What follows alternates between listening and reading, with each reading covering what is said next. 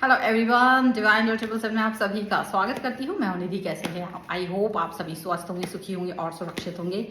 आज की जो रीडिंग है वो कलेक्टिव जनरल रीडिंग है, टाइमलेस रीडिंग एंड टॉपिक आपके पर्सन की करंट फीलिंग्स आपको लेकर के क्या है हम यहाँ देखेंगे। आपको रहना है पॉजिटिव, कर देना है वीडियो को लाइक, चैनल को सब्सक्राइब।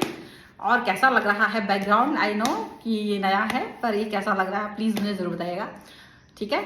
और फिलहाल स्टार्ट करते हैं आपके पर्सन की करंट फीलिंग्स को हम देखेंगे यहाँ पर।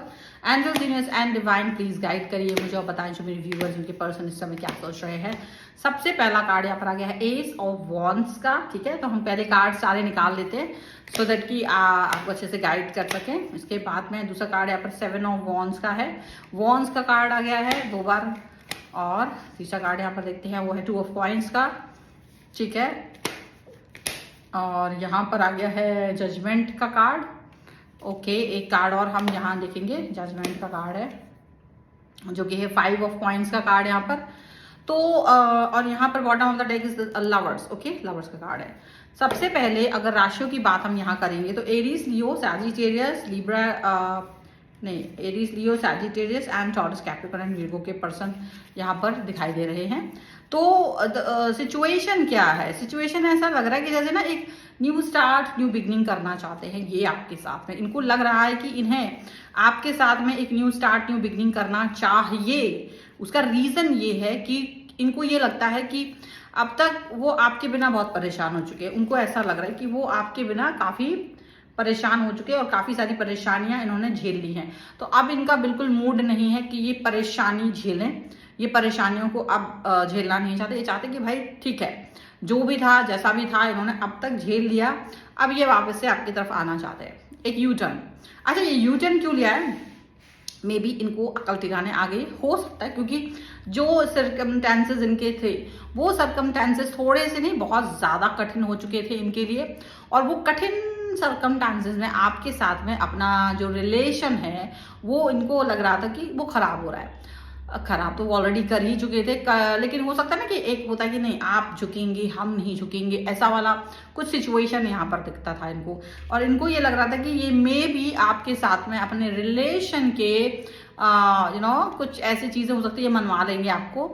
बट हो सकता है, देखो ऐसा नहीं है कि आप इनसे प्यार नहीं करते थे, क्योंकि यहाँ पर लवर्स का कार्ड भी दिख रहा है जो कि आपको दिखाता है कि you are in love with that person बहुत ज्यादा। पर क्या था ना कि आपको लगता था कि चलो कुछ भी करके इस रिश्ते को बचा लेते हैं, कुछ भी करके इस रिश्ते पर वर्क कर लेते हैं, कुछ भी करके इस रिश्ते पर काम कर लेंगे अगर ये पर्सन वापस आते हैं तो। And finally this person is coming back to you and finally इनको थोड़ा सा रियलाइजेशन हो गया है बिकॉज कठिन परिस्थिति। पर दिक्कत क्या है ना, अब इसको जज करना, क्योंकि यहाँ पर जजमेंट का कार्ड है। जजमेंट का ये कार्ड आ गया है और ये जजमेंट का कार्ड आपको क्या बताता है? ये कहता है कि भैया तुमको अभी जजमेंट करना पड़ेगा, तुमको अभी ये देखना पड़ेगा कि क्या ये पर्सन वाकई में आपकी तरफ प्यार से आया है या इसको दिक्कत है इसलिए आया है। देखो दिक्कत तो है ही और ये अपनी दिक्कत की वजह से आपकी तरफ आ रहे हैं, ये बात तो क्लियर है। इसमें तो कुछ भी सेकेंड थॉट नहीं आ सकती, थर्ड थॉट नहीं आ सकती है, बिल्कुल क्लियर है कि इनको प्रॉब्लम है और इसी प्रॉब्लम की वजह से ये आपकी तरफ आए हैं। उनको कोई और चीज आपकी तरफ लेकर के नहीं आई है। तो वो एक चीज है, वो एक चीज है, वो एक सिनेरियो है डेफिनेटली। लेकिन ये कोई कारण नहीं होता, क्योंकि आपकी लाइफ में प्रॉब्लम थी, आप मेरी तरफ वापस आ गए हो और अब तक आपकी लाइफ में सब कुछ सही चल रहा था तो आप नहीं आ रहे थे। लेकिन ये बैरियर बनाने के लिए आपको कह रहा है कि आप एकदम से नहीं प्रभावित हो जाओ, क्योंकि बिकॉज आप भी उस व्यक्ति से बहुत प्यार कर रहे थे। तो आप इस व्यक्ति को फिर से आप अलाउ करो इजी वीजी वे में कि भाई आ जाओ, फिर क्योंकि सिचुएशन ठीक हो जाएगी तो हो सकता है फिर से चले जाए। तो कहीं ना कहीं आपको अलर्ट रहना है। अलर्ट रहने की वजह से उसका रीजन ये है कि जितना आप अलर्ट रहेंगे, जितना आप सही रहेंगे, जितना आप संयमित रहेंगे और जितना आपको ये लगेगा कि मुझे इस व्यक्ति को सिर्फ और सिर्फ तब ही अलाउ करना है अपनी लाइफ में आने के लिए जब ये सच में इस सिचुएशन को फील कर रहे होंगे। अगर ये इस सिचुएशन को फील नहीं कर रहे होंगे तो शायद आपको एक बिग नो कह देना है, अब बिग नो। और इसके बाद ये पर्सन आपकी तरफ नहीं आ सकते हैं, क्योंकि ये ऐसे ऐसे नहीं आ सकते। तो आपको ये बात अंडरस्टैंड करनी पड़ेगी कि ये पर्सन यूं ही आपकी लाइफ में मुंह उठा करके नहीं आ सकते हैं।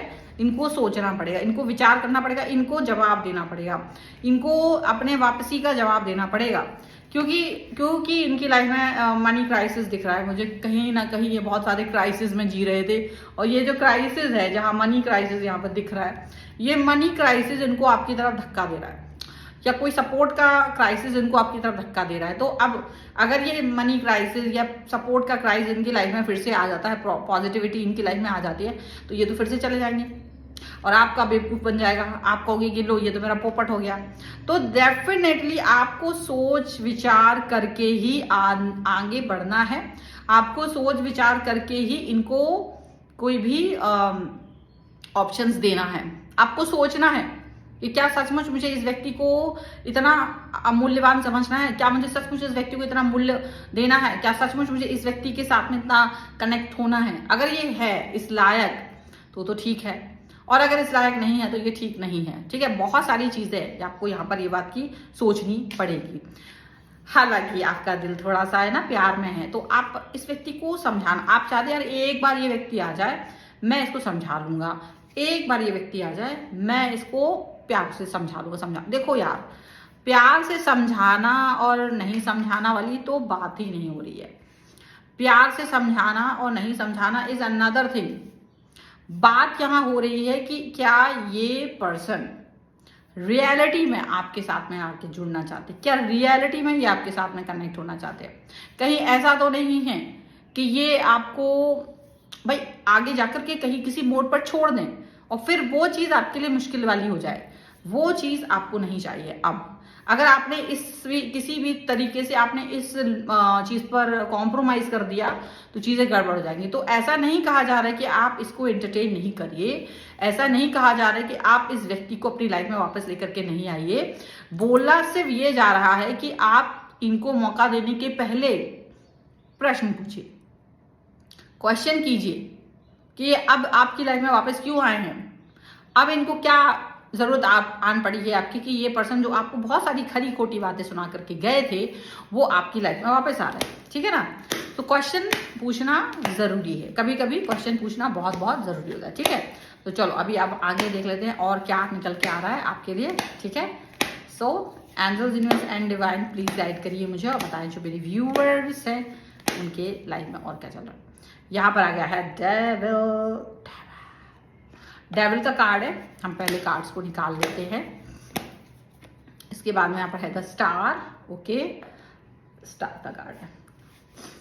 पसीना वैसे ना थोड़ा बहुत क्या है ना, गर्मी तो है, पानी भी बरस रहा है यहाँ पर। वैसे तो ट्री ऑफ कॉइंस का कार्ड है and this is the wheel of Fortune. दिख रहा है वन कार्ड, एक कार्ड लेंगे हम and that is ten of cups का कार्ड है and here is the two of wands.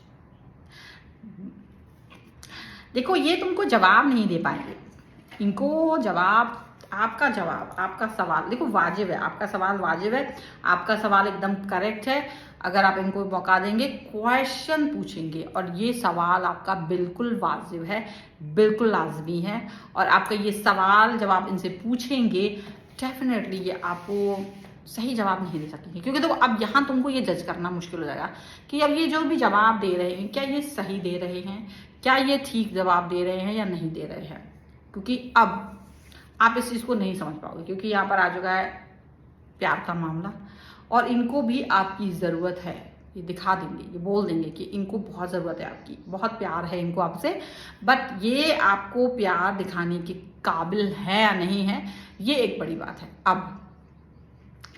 अब अगर ये बात है, अगर अभी किस सिचुएशन है तो किस हद तक आप इसको एक्सेप्ट करने वाले हो, ये एक बड़ी बात है। क्या आप इन्हें मौका दे देंगे, क्या इन्हें मौका दे देंगे? क्योंकि ये तो यही सोच रहे हैं कि अब इनके, और कहीं ना कहीं आप भी सोच रहे हो कि अगर यार ये आ गया तो मुझे तो वेलकम कर लेना इसका। लेकिन सच तो यही है कि आपको इसको मौका देने के पहले कहीं ना कहीं ये समझाने की जरूरत है कि मैं ऐसा ही कोई व्यक्ति नहीं हूं टाइम पास कि तुम जब भी आना चाहो आओ, जाना चाहो तब जाओ। नहीं, मेरा दिल, मेरा मन हर्ट होता है। ये बिल्कुल वैसे ही है कि एक ग्लास का पानी है, ठीक है, या एक घड़ा है पानी का। अगर उसमें एक बूंद भी इम्प्योरिटी चली जाती है, आप उसे फेंक देते हो। कुछ भी, कोई भी इम्प्योरिटी उसके अंदर गई, आपके हिसाब से वो इम्प्योर है, आप पूरे पानी को फेंकते हो, केवल एक बूंद। तो ऐसे ही आपका मन होता है, जब आप किसी व्यक्ति के साथ जुड़ते हो और अगर वो व्यक्ति आपको छोड़ के चला जाता है, आपका बहुत समय जाता है उस एनर्जी से अपने आप को बाहर निकालने में, उस एनर्जी से अपने आप को पॉजिटिव फील कराने में आपका बहुत सारा समय जाता है। वो समय, वो एनर्जी कैसे मिलेगी आपको? इसलिए ये बहुत ज़रूरी है कि आप इस सिचुएशन को अंडरस्टैंड करें, कि आप हर किसी को ये मौका ना दें कि वो आके आपको सिर्फ बेवकूफ़ बना के चला जाए। ये आपको याद रखना है। एंड डेफिनेटली यहाँ पर ये चीज़ भी दिख रही है कि आपका ये जो पर्सन है वो बहुत सारी अच्छी और बुरी चीज़ों को लेकर के, हो सकता है देखो अभी भी थर्ड पार्टी सिचुएशन आपकी लाइफ में ला सकता है, या किसी थर्ड पार्टी के इन्फ्लुएंस में आकर के ये पर्सन आपसे दूर गए थे। तो अभी इस समय आपको ये बात सोचनी होगी कि क्या मुझे इसे मौका देना है, कि कहीं ये फिर से वापस तो मुझे बेवकूफ़ तो नहीं बना देगा, कहीं वो फिर से थर्ड पार्टी के साथ तो नहीं चला जाएगा। ये सारे सिनेरियोज आपको देखने पड़ेंगे, तब जा करके आप इनको टाइम देंगे, क्योंकि आप हो सकता है बहुत प्यारे हों, आप बहुत अच्छे दिल के इंसान हों, लेकिन ये इंसान कितना अच्छा दिल का है ये जानना आपको ज़रूरी है। क्योंकि अगर आप ये नहीं जान पा रहे हो तो डेफिनेटली आप इनसे डिस्टेंस में ही रहें तो ज़्यादा अच्छा है, क्योंकि इनके दिल का अंदर डेविल है, अभी भी डेविल है, और इस डेविल की वजह से ही आपका रिलेशन खराब हुआ था। मतलब इनकी सोच उतनी अच्छी नहीं है, इनकी सोच उतनी प्योर नहीं है, और यही प्योरिटी नहीं होने की वजह से यहाँ पर दिक्कत आ रही है, यही प्रॉब्लम आ रही है। समझ में आया ना आपको? So this is the reading फिलहाल के लिए। अगर आपको इसको पसंद करते हैं, अगर आपको लगता है इसे क्लेम करना है, वीडियो लाइक करना है, चैनल सब्सक्राइब भी करिएगा जिससे कि आप इसे क्लेम कर सके। पर्सनल रीडिंग के लिए आप आ सकते हो, व्हाट्सएप नंबर आपकी स्क्रीन पर है। रीडिंग स्टार्ट हो ओनली 199 रुपीज ऑनवर्ड्स। इसके अलावा आप अपना वास्तु, न्यूमरोलॉजी, टैरो कार्ड, कुंडली, किसी के लिए भी आप मुझसे संपर्क कर सकते हैं व्हाट्सएप नंबर के थ्रू। आपको ये वीडियो कैसा लगा मुझे कमेंट बॉक्स में जरूर बताइएगा। आप मुझे इंस्टाग्राम, फेसबुक, व्हाट्सएप चैनल और मेरे अन्य चैनल्स पर फॉलो कर सकते हैं। सभी का लिंक आपको डिस्क्रिप्शन बॉक्स में मिल जाएगा। मिलते हैं एक नई रीडिंग के साथ जल्दी, तब तक देखते रहिए divine dot 777। Thank you for watching. Bye.